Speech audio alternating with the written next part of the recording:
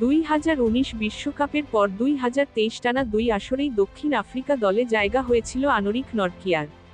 কিন্তু দুবারই টুর্নামেন্ট শুরুর আগে চোটে ছিটকে যেতে হয়েছিল তাকে। এবার 50 ওভার ক্রিকেটের আরেকটি আইসিসি টুর্নামেন্টে ডাক পেয়েছেন নরকিয়া।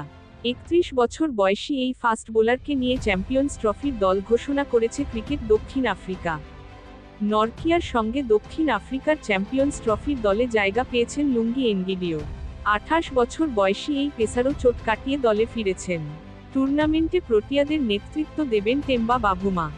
2023 বিশ্বকাপের দল থেকে পিঠের চোটে 2023 সালের সেপ্টেম্বরে অস্ট্রেলিয়ার বিপক্ষে খেলার পর চোটের কারণে সেই যে ছিটকে পড়েন, এরপর আন্তর্জাতিক ক্রিকেটে ফেরেন 2024 সালের মে মাসে। তবে জুনে টি-20 বিশ্বকাপ খেলার পর আবার চোটে পড়েন।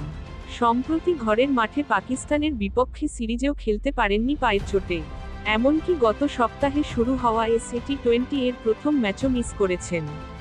তবে নরকিয়া এই মুহূর্তে খেলার মতো ফিট বলে তাকে ফেব্রুয়ারিতে শুরু চ্যাম্পিয়ন্স ট্রফির দলে রেখেছেন দক্ষিণ আফ্রিকার কোচ রব ওয়াল্টার।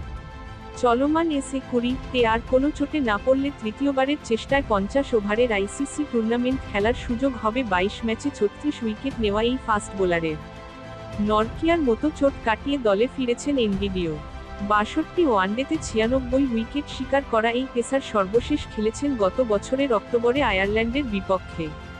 এরপর চোটের কারণে পাকিস্তান সিরিজ মিস করেন। চ্যাম্পিয়ন্স ট্রফিতে দক্ষিণ আফ্রিকার প্রথম ম্যাচ 21 ফেব্রুয়ারি আফগানিস্তানের বিপক্ষে। গ্রুপে অন্য দুই প্রতিপক্ষ অস্ট্রেলিয়া ও ইংল্যান্ড। 8 দলের টুর্নামেন্টের প্রতি গ্রুপের সেরা দুটি করে দল সেমিফাইনালে খেলবে।